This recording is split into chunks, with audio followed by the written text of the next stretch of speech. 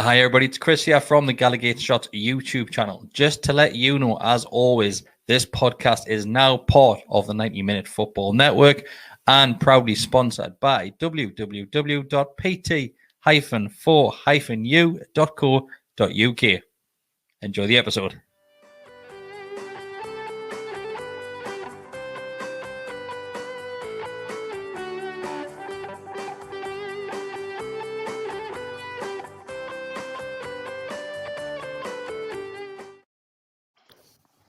Hi everybody, welcome back to the Always Smiling Faces podcast on the Gallowgateshots YouTube channel. Lockdown all over again. We're back recording from home. We couldn't afford to pay rent on the studio this month, so we're not there. How are you doing, boys? You good? I hope you're lying about the last remark. I hope. No. So yes, tonight we've decided to record from home. As you can see, it's Mark here, Decker here. Bestie couldn't make it, but wishing you well, Bestie, as always, mate. Mark, how are you? You good? I'm good. Yeah, not bad at all. Could have been better. Could have been here celebrating some, a victory or something like that. But this is Newcastle, isn't it? Yeah, Decker, all festive. This one, we didn't set Decker up. Decker decided to dress like this. We didn't set him up. Yeah. I'm glad you got that in. Actually, yes. No. I just thought, what it is. If you cannot be festive on the last episode before Christmas, when can you be? But I'm fine. I'm absolutely fine. And you know what it is? I think I'm going to be quite positive tonight as well, actually, about the performance. So I'm just I haven't spoken to you at all. I haven't spoken to you at all about it. So I'm interested to see your thoughts as well. Yeah, Mark, I'm going to let you lead in with it, mate. If you just want to go through the likes of the starting lineup and things like that for us, mate, because there's a few shouts here saying that my audio isn't great. So I'll let you two take over just for a moment. So you're trying to test my memory here, aren't you? Seem to forget I had a few beverages yesterday, but yeah, there was a few changes for the game, wasn't there?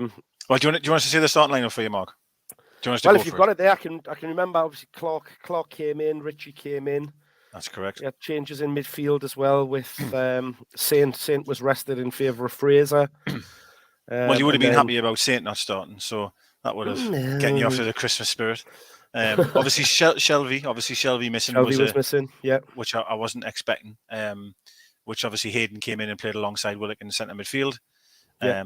I think probably the glaring thing for a lot of people was the back four. I think. Well, it was for me, and I certainly went on Twitter and seen that where you've got Jacob Murphy, Lascelles, Clark, and Richie is the back four. It scares the hell out of me, to be honest. I think, especially against the opposition you're going up against, it's going to be tough no matter what. But that is a dreadful back four, in all fairness. And I don't mean to disrespect any of them as individuals. I'm sure they're great people, but it's dreadful, isn't it, at this level to have that back four? Well, I mean, we've seen it week in, week out, haven't we, with the times that Clark's been in there, and obviously we've had with discussions about Lascelles in recent weeks as well, and seeing those two at the centre. Obviously, we knew Lewis had picked up that injury in the last game, so it was probably expected that we would have seen Matt Ritchie back in at left back, where we know he's trying to do a job there, albeit in not what is his position. Mankiw missing again, and Murphy in at that right back. I did wonder whether we were going to see a back five, in all honesty, again, and maybe drop Isaac Hayden into there. But from the off, we just went with the four, with Hayden and Willikin as the centre two in front of them. I think there's certain things where obviously we've expected when Howe comes in to be a little bit more maybe aggressive, a little bit more on the front foot or forward thinking, but there is certain games I think us as fans can understand if we go to five at the back. We kind of understand and that it might work, and this was one of them for me. I thought, given some of the injuries that were had, and there was obviously rumours that Fernandez, obviously he was out as well still. I still thought would go to the five. I really did, but he stuck with the four, and it is what it is, isn't it? Do you think it's a bit strange, the whole... I know we're touching on something that we've already covered plenty, but the whole thing with Fernandez, that the club actually had to come out and put that photo of Fernandez on because people are calling bullshit on it, and people are saying, Fernandez is out injured, blah, blah, blah, blah, blah. But does it really make a difference? Because he was never going to get a game anyway, was he? I just think it puts to bed any kind of fan, not unrest is too strong of a word, but like, you know, people just having an opinion that obviously it is fake or whatever, and there he is sitting with this kind of, what was it? Oxygen thing, oxygen compression thing, wasn't it? Yeah. Everything. But I mean, for example, if he was fit, would he have started yesterday with Shea not being there? Would he have started? I'm not so sure. Would you have maybe played 5 at the back if he was fit, like 3 centre half? Sorry, you don't really know. You would have liked to have thought how would have picked him, but to be fair, he has give Clark the nod every time he's had the opportunity to. So, well, just while we're talking about Kieran Clark Degger, so once again he gets the nod, and let's dive straight into their first goal, something which he didn't do. It's a shame he didn't get the nod. Exactly. Yes, true. Yeah. Nodded clear. Dear me. Schoolboy stuff from Kieran Clark, letting the ball bounce. A lot of people were pointing the finger at Dubravka, but it's just over Dubravka, to be fair. Then it bounces right in front of Clark, isn't it? And play at the back post, just ready to knock it in. It's an absolute shambles, to be honest. I think, Christ, I mean, you're 5 minutes into the game here as well. It's so early on. You know, you expect to be tight. Surely you're going to be as disciplined as you can be, not taking chances early doors and things like that. And you know, I'm sure Bessie said it last week, and to be fair, we've probably all said it to a degree. Individual mistakes. It's just on a weekly occurrence, and it always seems to be the same faces that are making these mistakes as well. Yeah. And I said this weeks ago about Kieran Clark, weeks and weeks ago, that he isn't good enough, and he's been a great servant. He's done very well when he's come in from as a substitute certain times of previous years, and thank you very much for that. But no offense, he should not be starting the Premier League game. That's just my opinion. And to try and I had a bit of a come together with me, Daz, on Twitter. He had says no matter what, Clark's got to clear that. I thought, in my opinion, if Dubravka shouts keepers, he leaves it. That's my opinion. But having seen the replays, I don't see Dubravka say a thing, to be quite honest with you. So Clark has to, and as I've mentioned, you're 5 minutes into the game, let's just clear the ball and regroup and get up the pitch type of thing, you know what I mean? But to do that in the 6-yard area. Even the position of Dubravka, though, even with Clark's behind Dubravka, so even if Dubravka calls for it, it's a strange one. Clark's got to take responsibility for clearing that, because it's already gone. It's already gone past the keeper. Well, the ball's coming. It's coming over Clark's head, isn't it? In fairness, let's just say Dubravka was physically standing behind him. Dubravka just catches the ball. It's as simple as that. I can only think that Clark thinks that the keeper's there, and because he literally ducks out the way as if like, oh, I'm getting a shout or I'm getting some kind of call. He leaves it. He really does, yeah. But as you've mentioned, though, I mean, let's be fair. As I come back to what I said before, you're 5 minutes into the game, you clear that away. You know what I mean? You clear that away. And can I also just point out something that never really got mentioned by anyone? Dubravka led to the corner prior to that moment happening. Horrific. I mean, that's horrific. I mean, Lascelles passes him the ball back, and Dubravka tries to give it back to Lascelles and goes out for a corner. I mean, the angle he had of that pass, you just don't try that type of pass here. Just clear it up the field. The ball then goes out for a corner. Then the corner comes in. They then recycle that ball, and then the goal happens. So there was two big errors there, to be fair. Yeah, it's individual errors once again, though, Decker, like you said, and it's the same faces once again. And do you think I know everyone's pinning the hopes on January now. Can you see there being that much of a change in the defensive lineup? Well, we're going to need to go and buy a left back, aren't we? That's got to be up to the top of the shopping list now, based on the fact that we haven't got a fit left back at the club. We've only got, well, I'm going to say it too, because I'll count Dummett in there as well. Dummett and Lewis. Dummett looks a long way off. Lewis they've said until the new year. Now, I know that's only 2 weeks away now, but whether that's like new year as in he's going to be fit straight away at the beginning of January, or it's going to be, the middle of January, something like that, we don't really know. So it is a position that we need to look at to do something there, whether that's a loan to try and just tide we're over for a little bit of time because they think Lewis is the answer. I don't know, but it's maybe a position where we potentially weren't going to look to strengthen as a priority, whereas now it looks like it's somewhere that we really do need to look at as shame. It's a shame as well for Lewis, because he had a couple of decent games under his belt as well. That then obviously he picks that injury up, and that's obviously his running the team gone now. And it leaves, like you said, Matt Ritchie back in there. And once again, to me, Matt Ritchie struggled once again. I mean, he is up against the pace of Sterling, isn't he? that's one, huge asset that Raheem Sterling's got over the majority of players is his out and out pace.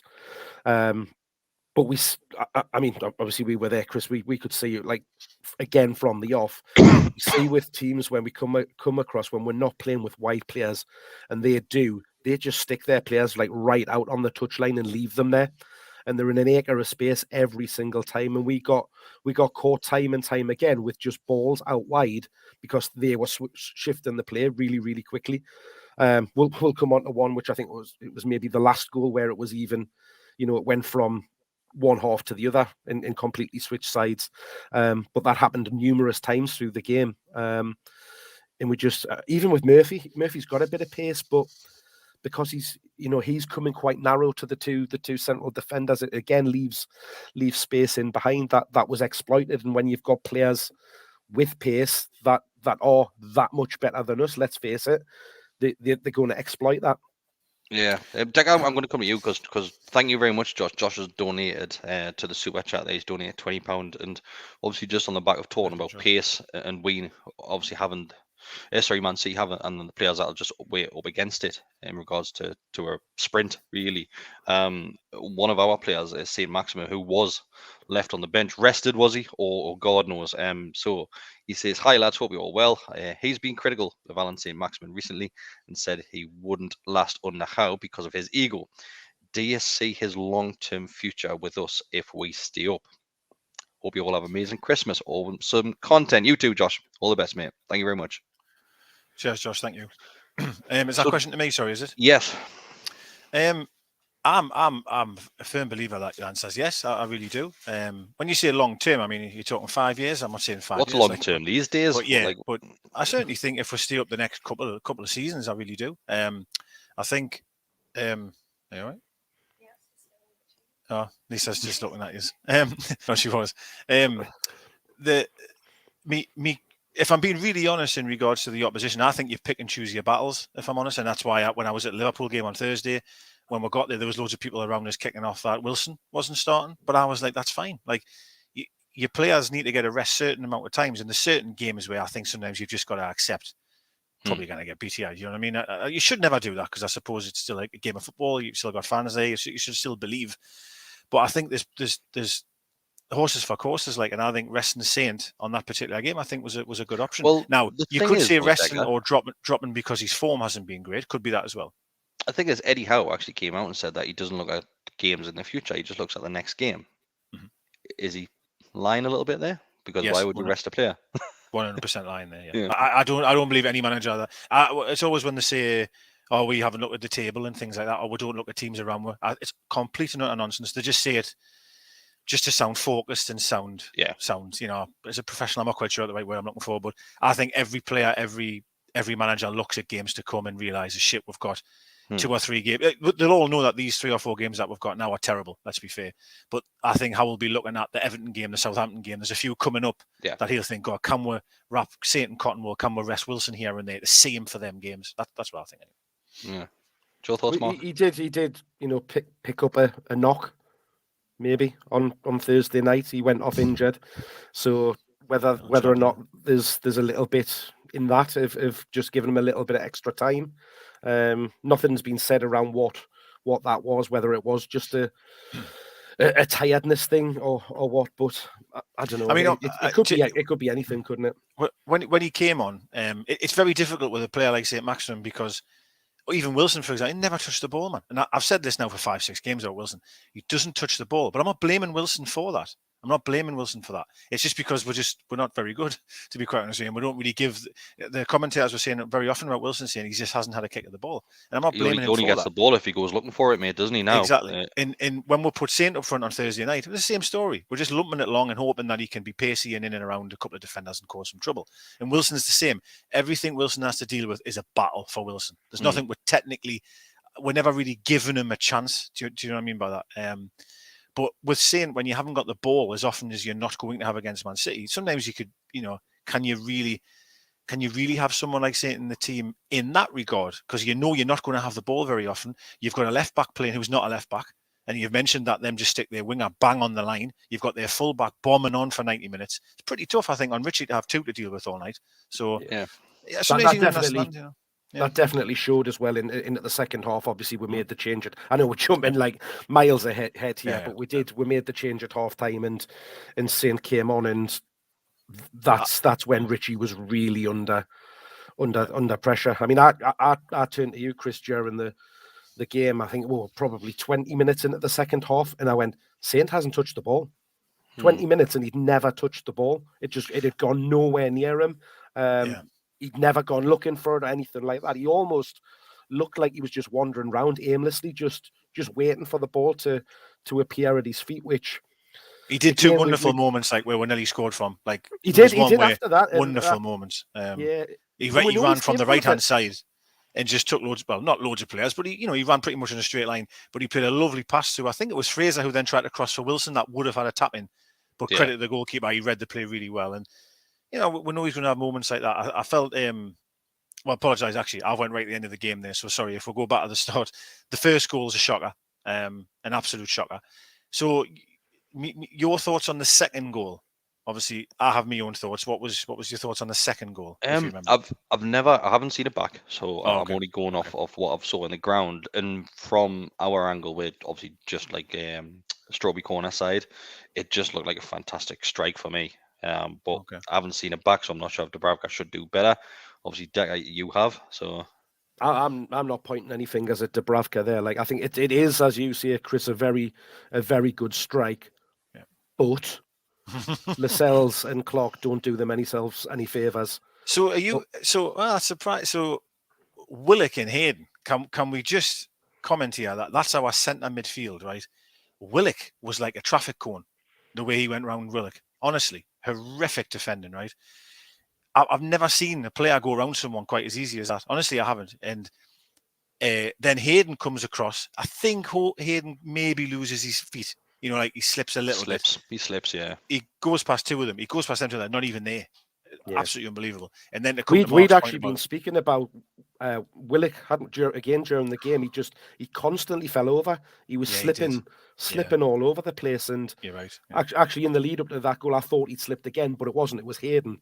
But Willock just got left for dead. He just did a little touch around him, and he was gone.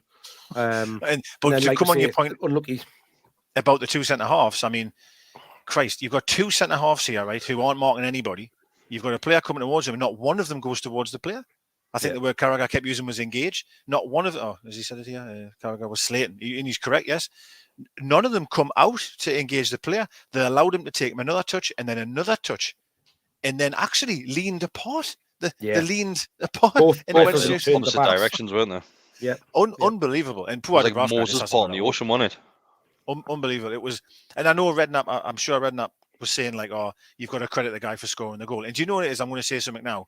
If Maximum picks up that ball, right, and beats two players and then smashes one in the top bin, I'd be having my pants off. Honestly, I'd be absolutely ecstatic. But when it's your own team and you see that goal go in, it's very easy to rip it apart. And it was diabolical in my opinion. It just like I said though, it just obviously the end product of that strike. Just it's always us. It's always us that have these goals scored against us. The way he hits it as well. He you don't expect the ball to go the way it goes, with the way he kind of makes connection with it. But like I say, we just it was a brilliant turn to lose Willock. Hayden's probably unlucky with the slip, and then. But you've got to do better. You've got to do better as a defence against. I think as a team. As a team. I mean, there's four players there for me that need to do better. I totally understand Lascelles and Clark are to blame as well, by the way. But as a unit, as a midfield and defence, I think you have to be much better there. When did the second goal go in? Was it about 20 minutes? Maybe. 17, 20 minutes. Because it must have been, mate. Because obviously we still had that penalty shout in the first half when it was 2-0. So. Yeah. Because I thought, truthfully, I didn't think we played that badly, Other than we didn't. I thought we were all right. The first 20 minutes, I thought we were pressing them in the right areas. Joe Linton was absolutely magnificent the first 20, 30 minutes. Really, really good. Joe had a good chance as well before they scored their second. The long shot went past the post. Where he hits it from the edge of the box and it just goes wide. Yeah. That was It's another game for me where Joe Linton is the standout player again. There was a few times where again. I totally agree. There was a few times where, certainly in the second half, there was one where, we're being a really good good move, right next to where you said, and he just passed it straight to the opposition. I was like, but he didn't rest upon that, and again he chased back. But I mean, he's playing centre midfield for majority of that game, and he was absolutely brilliant. He looked comfortable, didn't he? He looked really comfortable. He was controlling that midfield quite a bit, where he was just getting the ball and looking up and thinking, right, I'm spraying it across here, then just moving the play to the other side of the field. Yeah. And honestly, we've finally figured out his position now. He looks good in there, doesn't he? It doesn't look bad, does he? I mean, the thing that let's face it. If you put in a decent performance, you're gonna stand out in that team at the moment anyway, aren't you? Yeah, I think how physical he looks for me is brilliant. He's so physical, like strong players. Some players were just bouncing off him on Sunday. Like literally, he was holding the ball up against 2s, 3s, but he's got good feet, And in fairness, we have, even though we've been very critical of him at times, definitely I have been.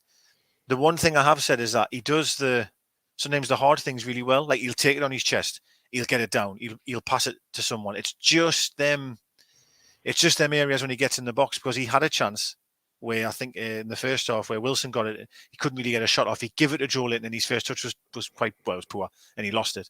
But I thought he was really good, Joe Linton. I really did. Yeah, I thought Miggy as well.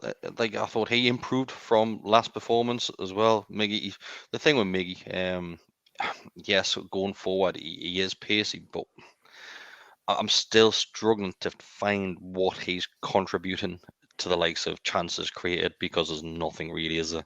No. Yeah, his energy yesterday was phenomenal. I have to be very, very fair here. Absolutely phenomenal energy.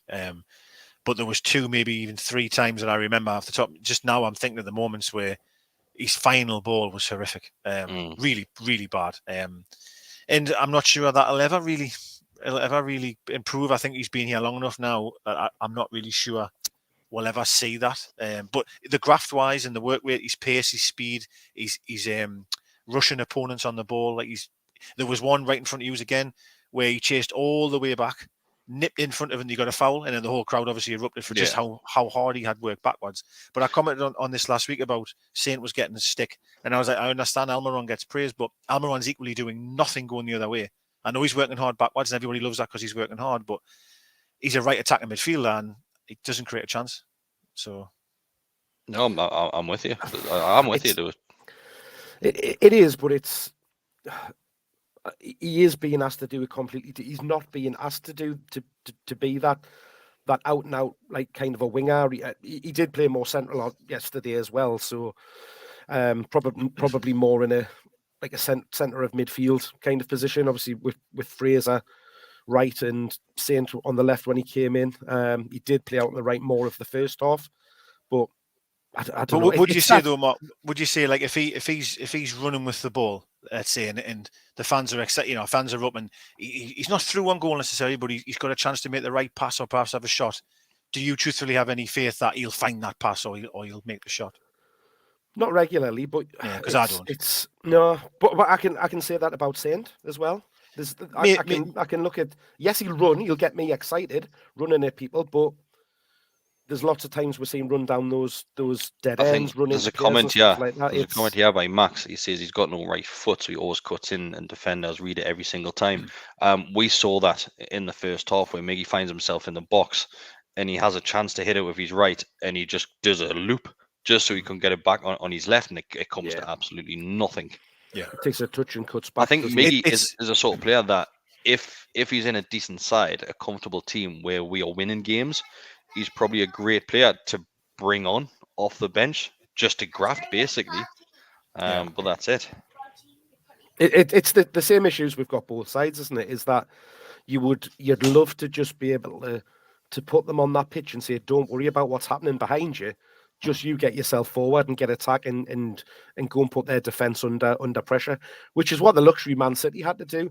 They just left those wide players just standing out wide and just said, don't you worry about what's happening behind you. That ball will come to you, and just get on your bike when it does. But I think we're being criticism of Almiron and even St. Maximin to a degree in the final balls, but I mean, you sit and watch Man City. I mean, Sterling's one of the most wasteful players I've ever seen play football. Honestly, and I mean that. He is so wasteful. But he gets so many 20, opportunities. 30 opportunities a game. Yeah. Whereas St. Maximum gets the odd, 5 runs a game that he's got to try and beat 3 or 4 men. Or Almiron's the same. There was a few times in the first half where Almiron's picking the ball up and he's got 5 to beat. It's just not. It's impossible. Yeah. It's impossible. We're saying that, but they did do it because, like you just said, even at that first half, I thought we were unlucky to be going in 2 down. I agree with you there. We had the big chance. Will come on to a huge talking point. We'll go straight into it, Mark. Go straight into it because obviously we're 2-0 down at this point. And Mark, me and you are sat complete opposite end to the ground to where that challenge is in the Man City box. And we know it's a penalty. The only way that's never going to be a penalty is if Fraser dives. But obviously, we're not going to see it from where we are. But clear as day, he gets taken out. And yes, the Man City player had control of the ball. But when was that a rule? When did that rule come in? It's a penalty all day long. And we were baffled, absolutely baffled in that ground. I mean, I still can't believe it, despite watching it back a million times, listening to ex-professional referees, listening to ex-professional players. Every single person has said that's a penalty. Yeah. Even Dermot Gallagher on Sky Sports, who he hates to say that the referees are wrong. He turned around and said they got it wrong. He then tried to justify why they'd made the decision, but he still said it was wrong. And I mean, as you just said, Chris, we're at the opposite end. We've probably got the perfect angle of the view because we're right behind it as he's making that run, and he just goes up. And I don't know. The ref had the best view. Yeah, see. Well, I don't know whether he is. I don't know whether he is slightly unsighted by the player in front. There's no excuse for it. There is a player just in front of him, but he can still see past him. He can still see it happening.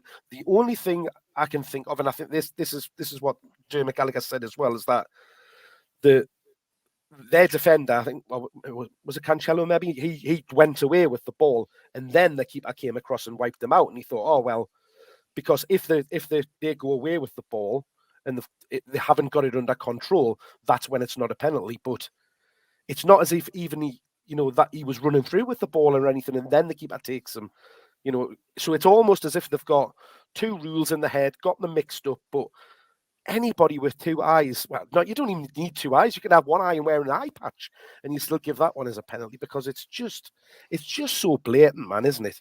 So, Degger, obviously, you watched this on the TV there, so you had the joy of the commentary on there. So, what was the verdict from? Was it Carragher that was commentating? So, I always forget the name. Of the actual commentator. He normally does all the championship games, if I'm honest with you. So we'll probably hear a lot of them next season. He always does the championship games. He's you'll know his voice. He does every single championship game going. I forgot his name.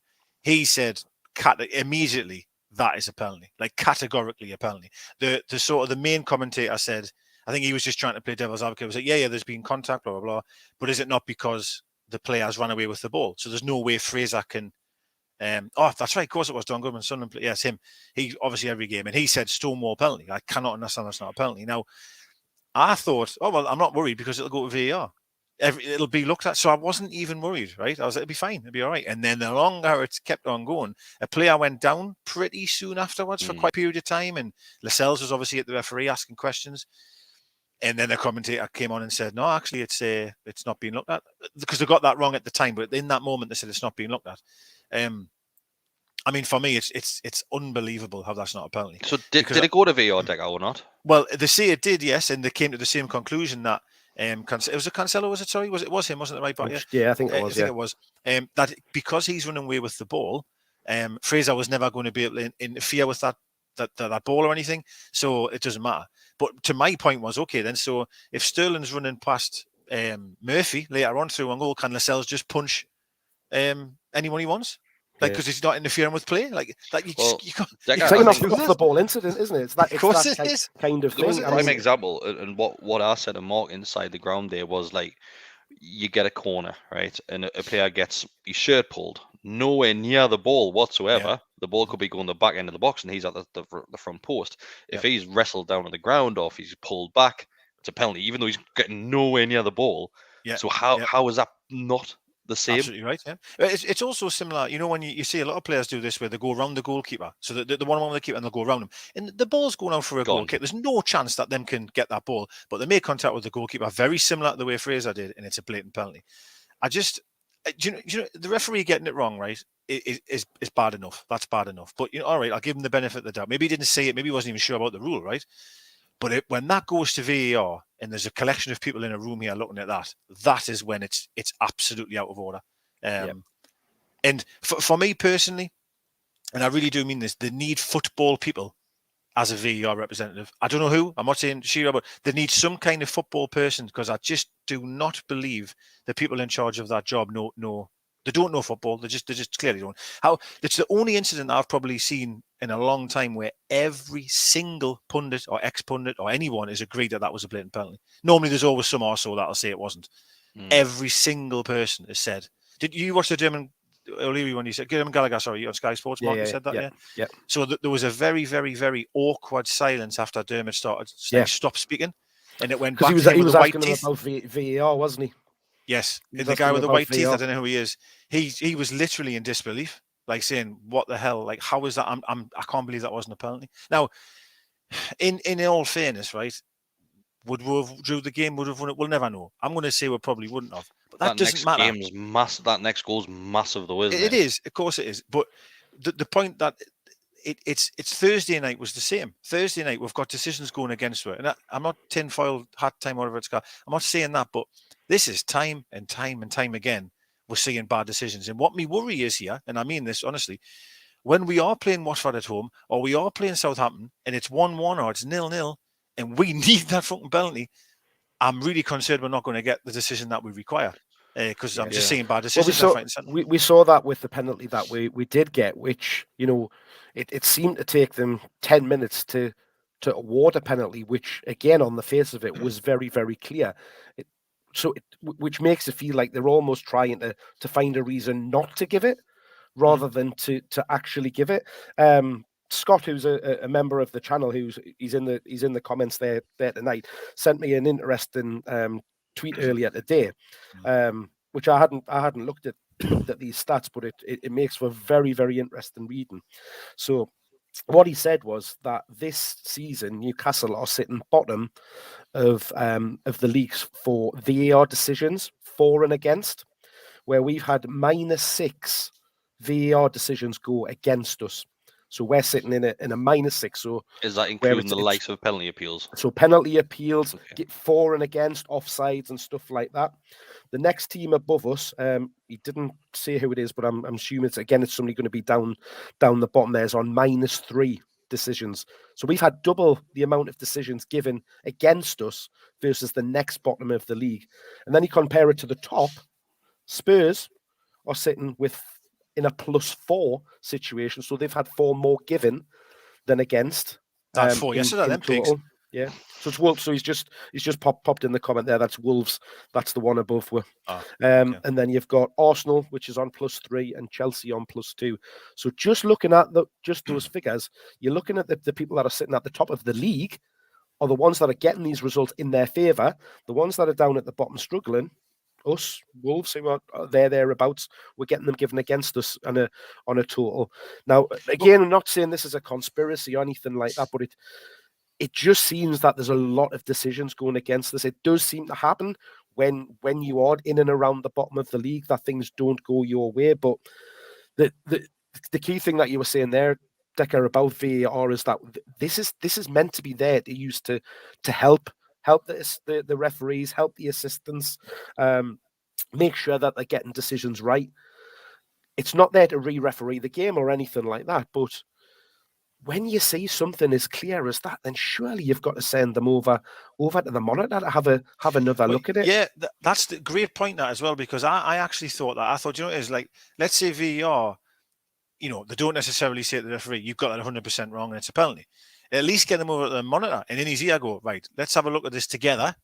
is that and the referee might look at it again and go, actually, you're right, God, it was. I missed that, and that's fair enough. That's fair enough. Yeah. Like, or he could equally say, no, I think it doesn't matter there because of this.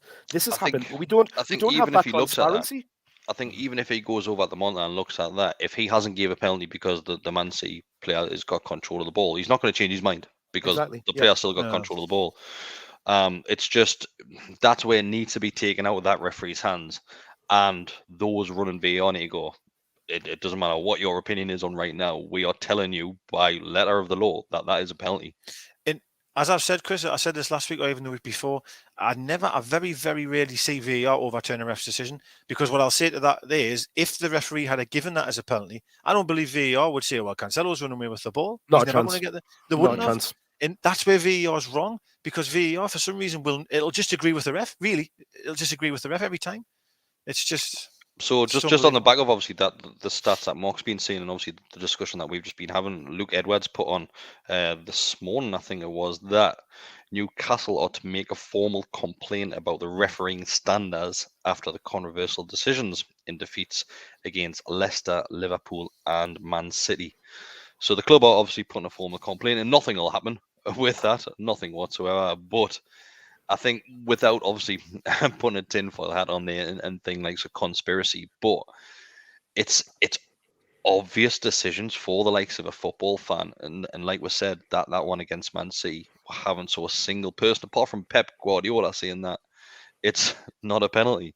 And it just speaks volume, apparently, yeah. Well, why he gave his reason as to why it wasn't a penalty is what the referee said. The reason wasn't given. So is that because Cancelo went away with the ball? If that's the other way around, if that's 100%, he's shouting all day for a penalty. All day. It's a penalty. And the same against the same Liverpool when Fraser went down. If that's the other way round, if Salah goes down, it's a penalty all day long. I do need to, and I shouldn't, because it's in the past. But here, Klopp at the weekend here, absolutely crying to his mum about this referee and how bad the officiating is. Where the fuck was he on Thursday night? Can I say? Where was he on Thursday night? I've seen how bad the officials were. Honestly, I was boiling my piss listening to him today. Really was boiling it, because he was moaning on about the refs, this and that. And don't get us wrong, Kane is a disgrace. He should have been sent off. But it's unbelievable that managers are so blinkered, aren't they? Because as you say, if that had happened to Jesus against us, he would have been gone mental, Pep on the sideline. It's just, do you know what it is? Just be honest. If you're a manager, right, and you've already got the result. If that was me, I'd come out and say, yeah, we've got away with that one. 100%. Like, 100%. It's not going to change anything. I don't understand why they've got to lie. I cannot understand why they do that, but here we are. It's that old Wenger, isn't it? If I didn't see it. That's the... Wenger. I'm sure Klopp came out with... No, it wasn't Klopp, sorry. It was the Spurs manager. He came out and with the old line, I didn't see it, Conte. He came out and so he didn't see it at the time. He would need to see the replay. So, but the problem that we've got with VAR as well is these are the same people that are refereeing the game. If they're not on VAR, the referee in the game. If they're not refereeing, they're on VAR. Now, these referees all go through exactly the same training, all go on exactly the same courses. So, if they're told one thing of how to judge something, they'll all judge it in that way. The problem is we don't see that happening. We don't see that consistency. I think it was Decker that said it, though, and it's a great point that how many is it? Is it 3 referees monitoring these, or 3 officials monitoring VAR decisions thereabouts? So why not have the likes of a referee involved, yes, but also people that have played the game.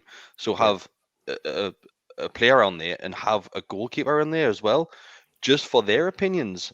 Well, why not why don't ex-professionals become officials? Why can't an ex-player, wants to retire, look into officiating and become refereeing? Because you've got to know the rules of the game, right?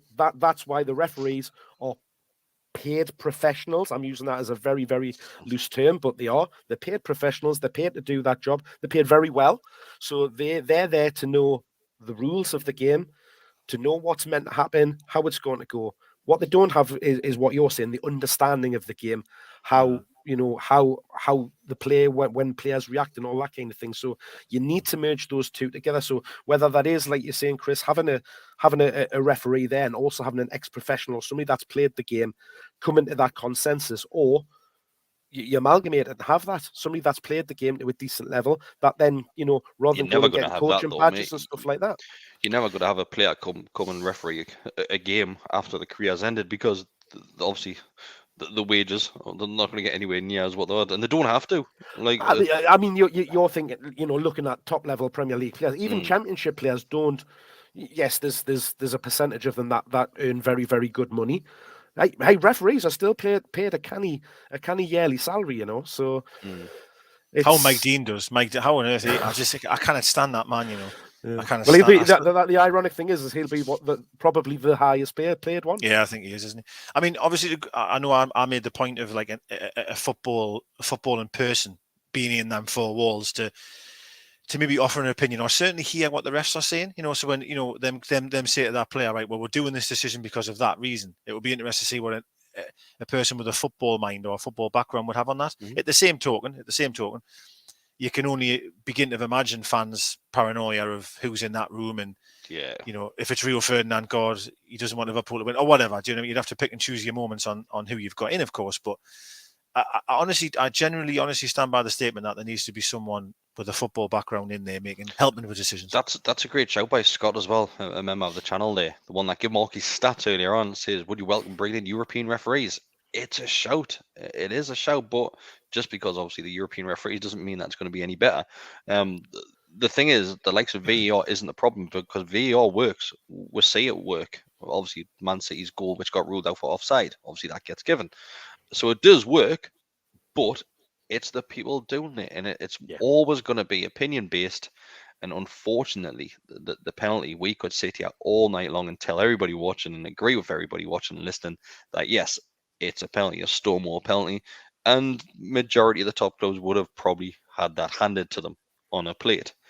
But when you're like Newcastle United and you're down the bottom of the table, we've got to create our own look. We'll have to, because we're not going to get anything like that. And it's probably going to go on for the rest of the season, where we're always going to be fighting an uphill battle. And this is going to be Newcastle United for a long time, unfortunately.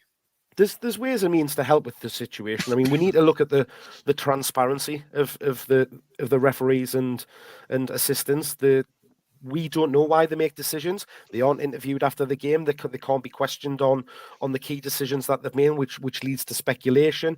They don't wear mics or anything like that. So there you go. They're perfect timing.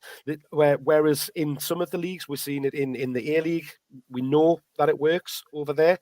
The decisions are made. It works perfectly well in rugby league. They're all mic'd up. You can hear what the decisions are, the conversations that are happening between VAR and between the on the field officials, and you get an understanding. Now, you might still not agree with the decision that you're making, but at least you understand why they've came to that decision.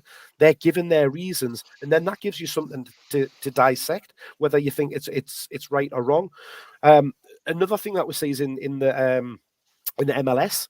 So they every week they do like in fact, I'm sure you can get it on YouTube, like basically a show where they look at the basically the refereeing, and they do the same. They talk through all of the decisions, so you get to hear all of the key incidents that they've officiated over, and why they've made the decisions that they've done from the horse's mouth.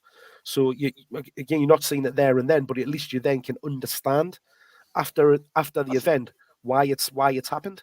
I think it's a shout, Mark, and Decker, we've discussed this plenty of times, I think, over the years, because we always seem to obviously be on the back of these sort of decisions. Obviously, if you go back to the championship season with Matt Ritchie, that penalty fiasco under Rafa as well. Burton, I think Burton, yeah. So I think, yes, we all sit here and say it'd be great to hear the referee afterwards. It doesn't even have to be immediately after the game. Get them on like some sort of Sky Sports thing or something like that, and explain why they've made those decisions. And yeah, I would appreciate it and hearing it from them. But the reason why they won't do it, because a lot of the time they'll be admitting that they've fucked up, and that's why they're not going to do it. Yeah, I think that's also true. And what I was going to say was I think a lot of them might be scared to do it live, after the game, and because I think it's very easy for any fan to sit there and judge. People judge managers or even players when they've just played a match and they get interviewed straight after. And to be honest with you, a lot of the times I forgive what they say because you're in the moment, right? I'd be pissed off loads of times, right? And I would say something I'd probably regret. And I know you've got to be professional and all the rest of it, but as a referee, they may not feel comfortable. So what I would say to a referee is, don't worry, it's not going to be live. We'll even do a pre-recorded, and here's the 5 questions I've got for you. Get your answer ready, and we'll see you later on. And it gives them time to come up with the answer if that's what they want to do. But I'd also think, though, it would be equally as frustrating, because let's just say yesterday's decision, the answer would have been, why are you giving it? Oh, because that player's running away with the ball and Fraser wouldn't have gotten it. That was the answer, and that's the answer we would have gotten, and it wouldn't have made me feel any better whatsoever. I think in that instance, they could possibly get an example where the referee has gave the penalty, an incident like that where a player's never going to get the ball, and say, but this occasion he gave it, so why is this one different to that one? Yeah. Well, then they're fucked, because then, as you say, exactly. then it's all holding their hands up. And I think Morty makes a great point here, though, Digger. He says a manager can't even criticise a referee without being hauled in and fined. How did that ever happen? So when a manager is being honest and speaking the truth, so if Eddie Howe comes out and say, was it Mike Dean yesterday? No, it wasn't. It was the other one. It was... I forgot his name. Sorry, I can't remember. Our referee. Yeah. Yesterday, yeah. It was Mike Dean was Thursday. Yeah, Mike Dean was in the Liverpool game. I can't remember. Yeah. But it was Tierney was at the Liverpool game. I can't because that just reminded us. Klopp was one of the well-known ones. Comments about Tierney and said he's not going to give us anything. So you can guarantee, as Marty's just saying, there is Klopp will get fined because he's had a go at Tierney and named him and said he's not going to give us anything. But what's wrong with, let's say if Eddie Howe comes out, and let's just take that Liverpool game for example and say that Mike Dean got it wrong, he should be doing better. That's 100% of the penalty. The refereeing decision was wrong. It was a disgrace. Yeah. What is wrong with him saying that? Because it's correct. It's honest. I totally agree. It's another way. It's another way for the FA to be in their big castle and just hide away from the truth. It's ridiculous, really. It really is, and it is wrong that you can be so. You think of all the pressure that managers and players are under, especially teams down the bottom. The manager, I don't know Howe's isn't, but I mean other managers' jobs are at risk here. Your job is at risk that you could get sacked here on a decision that is totally incorrect. So in fairness, if the decision is incorrect and blatantly incorrect, you've got every right to kick off. You've got every right to say what you feel. And that's why it's a hard job. They've got a really difficult job. But this is why VAR is there, to help them get the right decisions. Yeah. And that's where it's even more frustrating. And that's why I'm more annoyed about it. I mean, how many decisions have we seen in the past before VAR where you go, fucking referees, hopeless, blah, blah, blah, or the linesman's wrong. But when you've actually got physical video evidence to try and prove something is wrong or right, and you're still getting it wrong, what chance have you got? Just to bring the mood up a little bit, Joe McClellan puts in the comments there that Craig Pawson was the referee doing VAR yesterday, and guess who is our referee against Man United? The very same person. Well, we don't get off there talking about VAR because the third goal went to VAR, didn't it? Yeah. For the offside decision, which it just sums things up, doesn't it? But it's such a soft goal, isn't it? I mean, when you see a goal like that go in, you think we could concede 5 or 6 a game. If that's the standard of defending we've got to offer here, we're in big trouble. It is, it's such a soft. I think right now, and obviously we found out today. Apparently, I don't think it's official yet, but if a club has 13 fit players and a goalkeeper, then they will be asked to play the Premier League games, and the games will go ahead. I'm not sure that there's been God knows how many games called off over the last week, really. Yeah. Why were those games called off, and why now they're saying, oh, actually, if you can field 13 players, then it's going to go ahead. Right now, it's given some teams an unfair advantage, really. I'm actually surprised because they had a big meeting, haven't they, about all that? All the Premier League clubs got together. Today, yeah, apparently. And I can't imagine the vote being an agreement for that decision. If I'm honest, I can't imagine that. The teams. I don't. By what we're reading, it doesn't look like there was a vote. It's basically the Premier League saying, no, we are ruling this one. But yes, the government could come out and overrule that and say, no, like no sports, blah blah blah blah blah. But I don't personally. I'll put my neck on the line. I wanted a handful of games to get postponed. But that was just for selfish reasons, just so we can get the January transfer window here before we play those games. That was me just being selfish for Newcastle United. I can see why the Premier League want to go ahead with them, because you've got World Cup coming up, and it's just going to have a knock-on effect. And when will it ever stop? Yeah, no, I do agree with you there. I think where I'm looking on the, if you look away from our little selfish view of like, well, can we just get to January and all the rest of it? We've talked about that. But if you imagine we're going in against Southampton or Watford or even Everton, these games we've got coming, and you say Wilson's out, Saint's out, Miggy's out, Dubravka's out, we're fucked. We're absolutely fucked. We're fucked with them in the team now. Well, exactly. So I was just throwing 4 names that I feel are better players, and that's incredibly unfair. Incredibly unfair. I don't get it, and every club will have the same opinion. I mean, Southampton will name 4 of their players and go, well, if we haven't got these, we shouldn't be able to play. But I think that's such a stupid decision to just go, well, if you've got 13 fit players, you're fine. That's like kids football, to be quite honest. It's a good job we put four goalkeepers in that 25-man squad, wasn't it?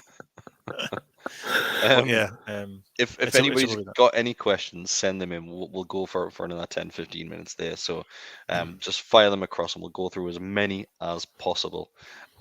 Scott says 13 players. What happens with head injuries? and another talking point where over the game I think got stopped twice against Man City because Man City players went down holding their heads. It's just once again, and we haven't even touched on that of the VAR decisions and things like that, where the referee at that Liverpool game, he has to stop play. Mike Dean, he sees it, even though he said that he didn't say it, he sees it. What's funny, I was driving back from the Liverpool game on Thursday, and I had said I don't think I've seen live worse decisions other than the Burton penalty, the one we've just said. But I mean, collectively, the worst decisions I'd seen in football was on that Thursday, and I didn't even have to wait 2 days until I seen arguably a worse one. I mean, that's unbelievable, isn't it? It's unbelievable to say that, isn't it? And they both came in our game. Well, of course. Dot Newcastle. We'll have any decision, any bad decision out. So, Matthew Murphy says, are you guys still set on Dubravka not being replaced? I think he's been poor of late.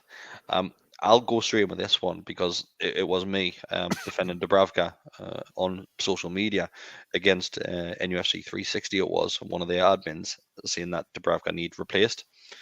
To me, Dubravka is not our concerns right now. Far from it. I think there's other areas on the field that need huge improvements. And Dubravka, he's a decent keeper. Of course he is. He's got a mistake in him. Every single keeper has a mistake in him. But yeah, would you want to get a better goalkeeper than Dubravka? Of course you would. Of course you want to improve every single position to get better players because that's how football works. But for me, I think it's harsh to see Dubravka as being poor of late. I think when you've got that absolutely horrific defence in front of you, there's not much you can do. He still pulled off two fantastic saves yesterday. He's won us far more games than he's lost. Yes, he's prone to mistakes. You know, shows a goalkeeper that isn't. We saw that with Man City's keeper yesterday. He didn't have the greatest of games, but again, something we didn't mention. He pulled off a world class save from Wilson's header in the second half, which was flying in. But there was umpteen times where his kicking was poor and things like that. But it's a pressure position. It's a position where, especially when you, as you've just said, Chris, playing in front of behind a back four like we've got at the moment, where you're getting peppered left, right, and centre with shots, where you're gonna come in for a lot of exposure. And I'm a lot more confident having him between the sticks than I am certainly Darlow and Woodman. Is he the answer long term? No. If we can go out and become a Man City, become a Chelsea, become even Arsenal, who go out and you can buy the best keepers that are out there and available at that time, we'll do that. But we're a million miles away from it at the moment, and Dubravka is a good keeper for me. I probably echo everything you just said. To be honest, I think some of the games that he's played, I mean, some of the saves he did yesterday were unbelievable. There was one he did from a header from point blank range, was absolutely outstanding. And as a shot stopper, he's almost unrivaled as a shot stopper. I don't know there's many better than him. The problem is he has to save 5, 6, 7, 8 a game. That's the problem. The one area that he's nowhere near as good as I thought he was, and maybe I give him too much credit, was his distribution and his actual ability on the ball.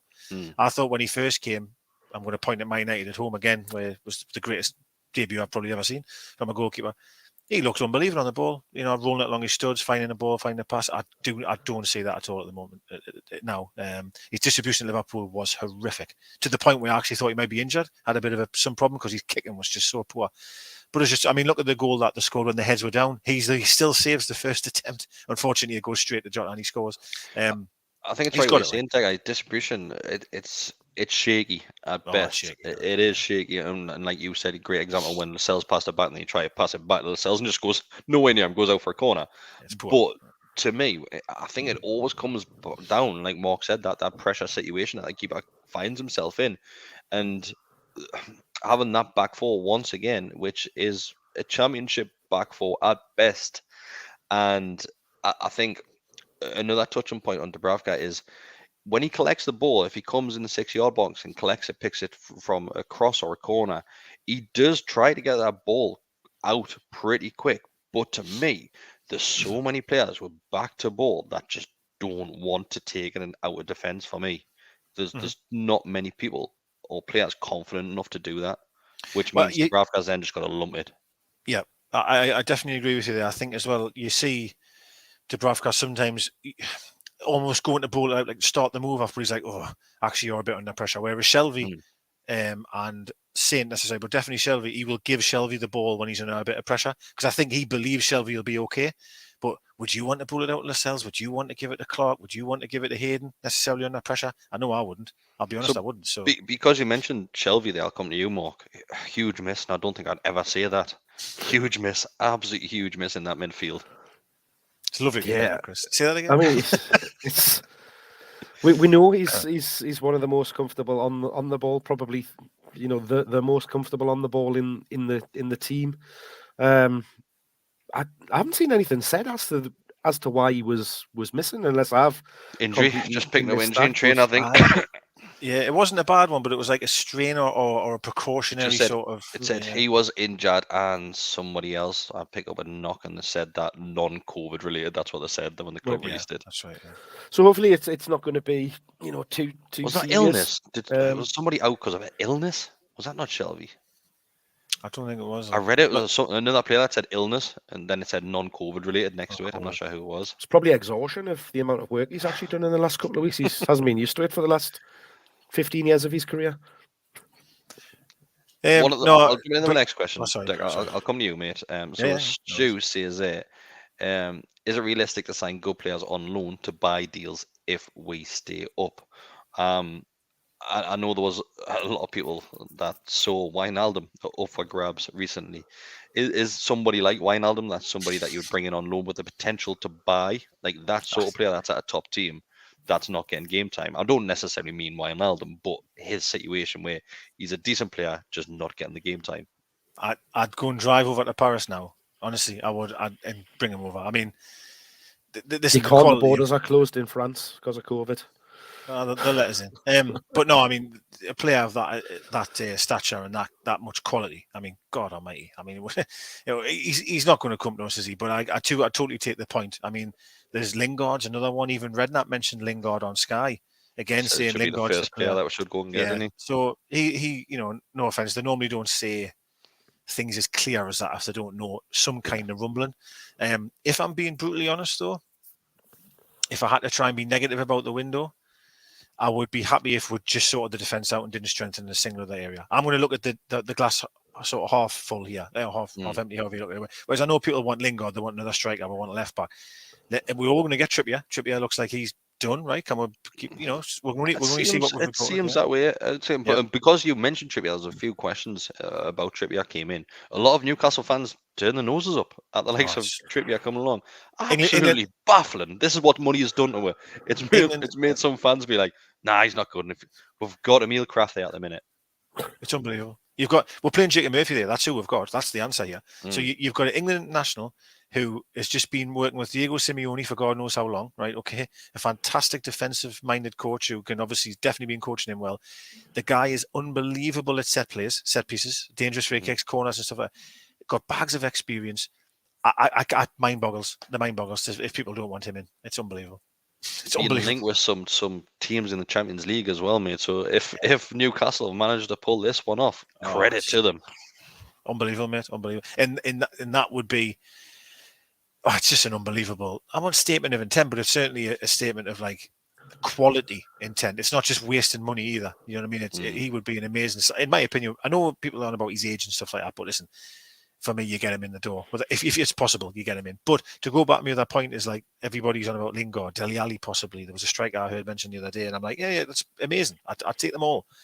But he's going nowhere in January. Oh, well, there we go. So he's off the cards. Apparently Lingard said today that he's going nowhere in January. But for me personally, I still would love a centre midfielder. I have to throw that one in there. But if we could strengthen the entire back line, to imagine you could get not 4 Trippiers. I mean, the stature or calibre of player as a Trippier across your back 4 in January, you take that, and I would still be comfortable. We've got enough at the top end of the field to cause trouble. I still believe we have. I really do. It's just defensively, we're just shipping goals left, right, and centre. If we can get our back 4 organised and strong, it gives you that foundation to build on, doesn't it? And not have to worry. And then, you know, as we said earlier on in this podcast, that it allows those players that we want further up the field just to concentrate on that, to get forward, to look after the attacking business end, rather than having to worry about what's going on behind them and constantly having to track back and all of that kind of thing. So I've seen Shane's point there about Dele Alli there. Just obviously, I know I've been very, because I don't like him, to be honest. I've said this to you many times. However, well known that you don't like Dele Alli, Decker. I noticed a comment there about his performance yesterday, and consistency, something he does struggle with. But again, I mean, Alex Ferguson said he was a player that he was. There's Gaza, Shearer, and Dele Alli was the 3 players that he wish he had managed. There's a player there. There is a player there. But my concern would be if you can't, him as a player, if he can't produce or want to produce at a club like Tottenham, is he going to want to come up here and really want to do well? I'm not so sure personally. That's where attitude comes into it massively, isn't it? You've got to be able to come into there, be up for the fight, want to, you know, play for the team. So yes, in the low market, I think it is probably our best avenue, because not only does it protect us, it protects the player, because if the worst is to happen and we do get relegated, then the players some of them aren't wanting to go and stick around. So if they can come and just say, well, we'll stay till the end of the season. If we stay up with them, we can reevaluate it. If you can go down, I can walk away. It's a win-win situation for them. There's less risk there. It's going to be from both sides. It's very, very difficult transfer window for Newcastle United, because obviously the position that we're in, clubs selling players know that our pockets are deep, very, very deep. So I've got a horrible feeling about this one, that most likely we're probably going to have to shop abroad. You can see it coming. I can't imagine any of the rivals looking at selling players to us. The shouts for Conor Cody. I would love Conor Cody at this football club. Of course I would. I think he would have a similar sort of impact that Morgan had for Leicester, just being that leader and basically dragging performances out of average players. And I will mention this before about Lascelles. To me, we need a change from bottom right the way to the top with that squad, and club captain is one of them for me as well. It is. I don't know if someone put it on, but I would take Nathan Ackey in a heartbeat. Yeah, 100% if he's available. I don't know if he is or not. But he. I mean, God Almighty, he's not getting the game, is he? Oh, he's so comfortable on the ball. How's worked with him before? I mean, he went to Man City for, what was it, 50 million or something like that. The guy's an absolute talented footballer. Don't get us wrong, he has a mistake in him.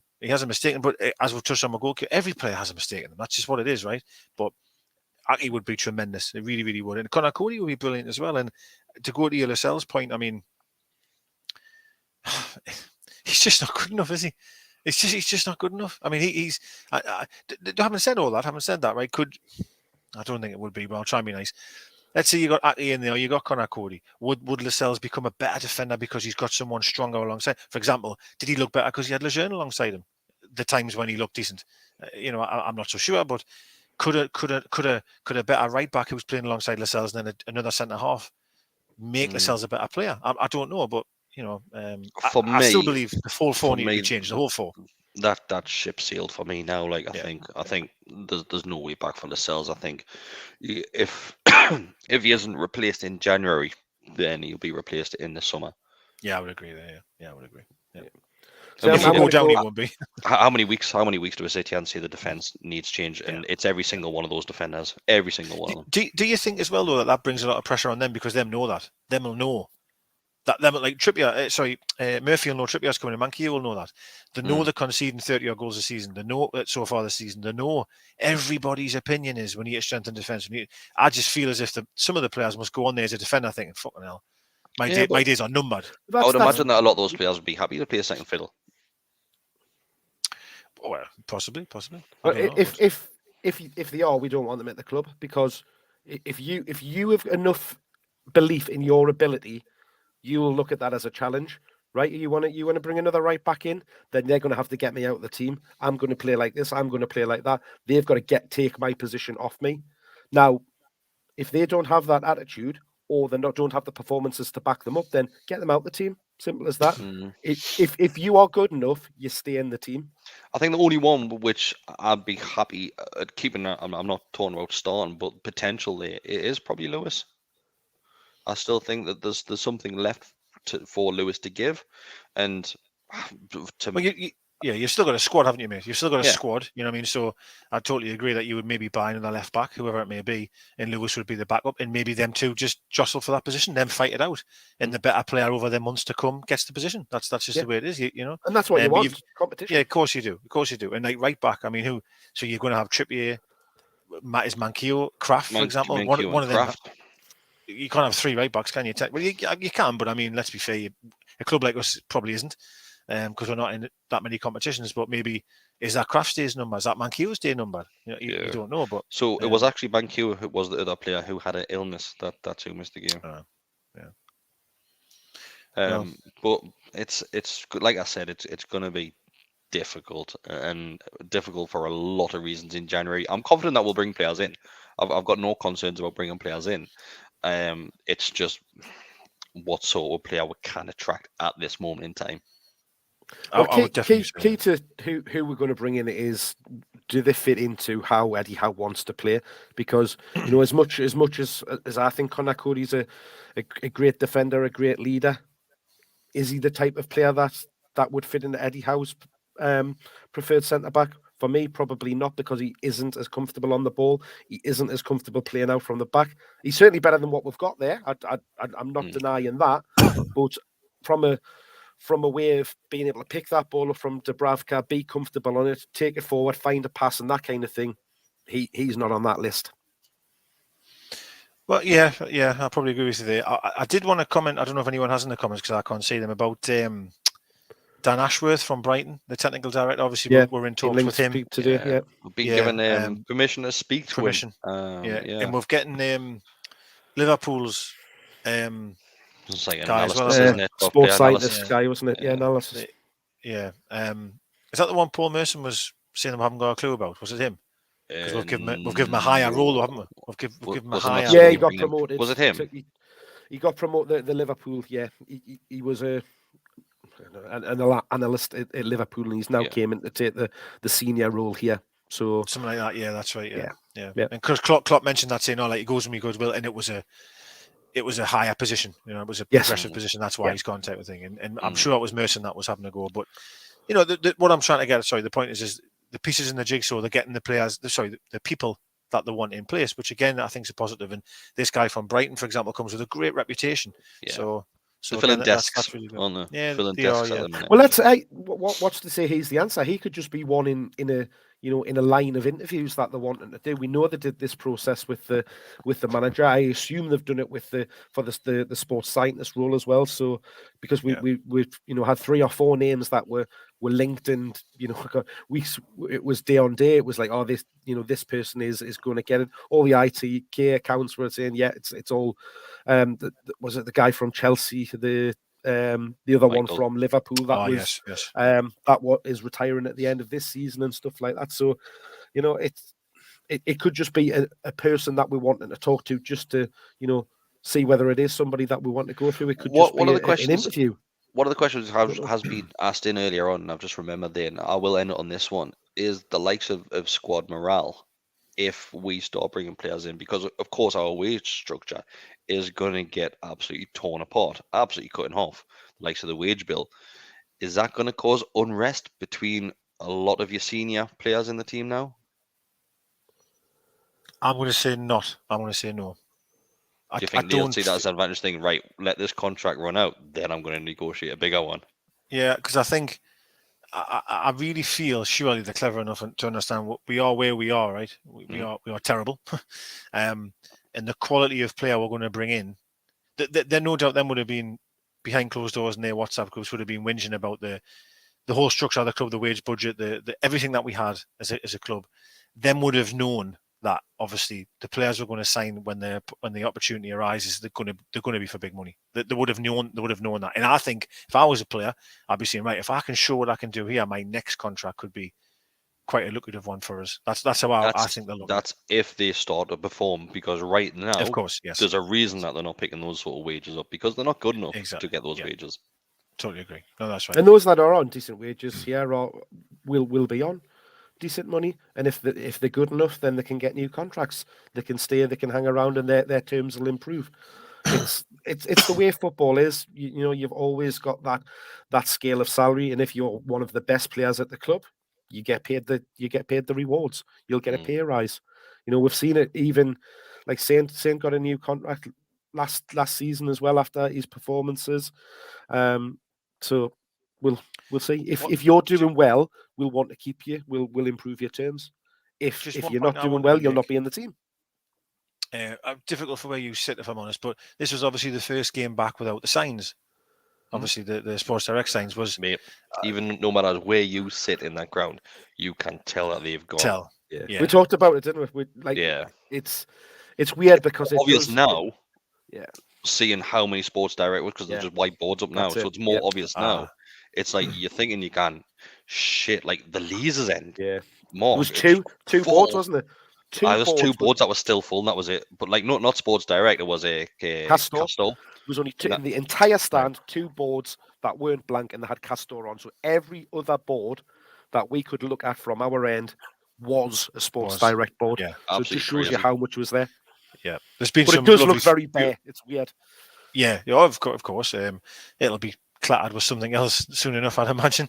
But yeah, it was just I've seen some fantastic photos, obviously online of it all, and it's just amazing. I mean, I know things aren't going well on the pitch. Of course, we're struggling, but it really. I'm sure I said this to Chris when it happened. That was the day for me. That would be as if our club was back again, and it was our club again type of thing with his sort of graffiti gone. And the photos just look amazing. It just takes me back to being a kid, to be honest with you. It really does when I look at it. I even noticed the steward's jacket had the little stickers taken off the back as well.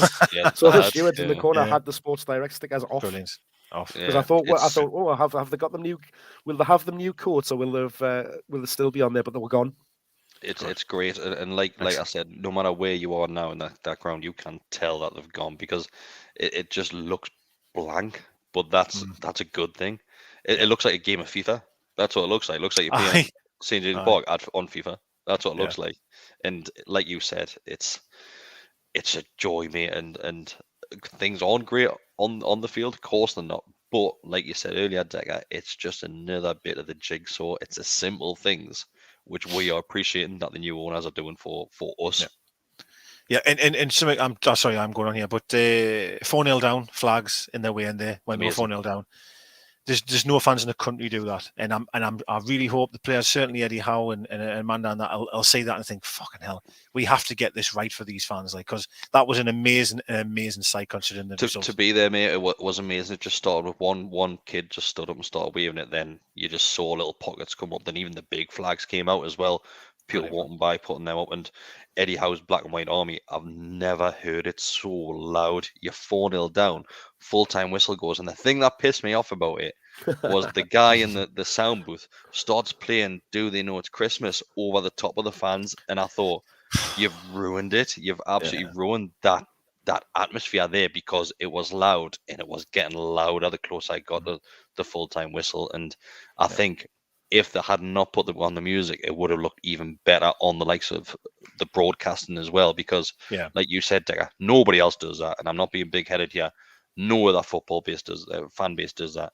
No, and it needs to be like, I thought with the being on Sky and stuff like that, I really thought that surely even your likes of your Redknapp's and Carragher's, Defoe, who all them in the box, who probably hate it, to be quite honest, even them must be looking thinking, that is incredible support. It really is. Showcase. We are showcasing this club for what it can be and what it hopefully will be. And the fans are a huge part of the reason why this takeover went through. It was the fan base.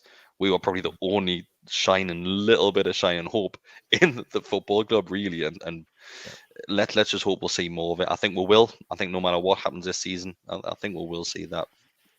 Even Pep came out and mentioned it at the end, like how good the fans were, and commented that you don't see that, and that what an asset we are, and that this club is a massive club, and hopefully things will work out for them. So, which we've became, it's strange, we've sort of became allies with Man City, like in our defiance of the league, and I don't know, our Gulf money together.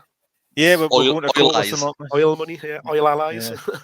Like the Legion of Doom, yeah. So. Right, boys, it's been an absolute pleasure. 1 hour and 15 minutes of your evening gone, so we'll let you go. Thanks everybody who has tuned in tonight. Thanks everybody that is listening to the audio back over. And if you do want to jump over to YouTube, subscribe to the channel, like the video, and you can become a member. As always, you get access to early features on there, and you get a code to get in the Telegram group as well, which you can have a bit of interaction with everybody associated to the channel on there. Listen to Roger's voice notes. Why would you not want to join that group? Boys, we'll probably won't see each other till after Christmas now. I know. So yeah. Have a happy Christmas, everybody. Yeah, everybody. Have a good Christmas, But yeah, it's been a pleasure, boys. Another one out the way. Another year done. Onwards and upwards for us. Not quite. We've got a week between Christmas and New Year, haven't we? So we'll see if we're in a fit state to do them then. Right. See you later, boys. Thank you very much. Cheers. All the best, everyone. All the best, everyone. Merry Christmas. Die Hard to Christmas.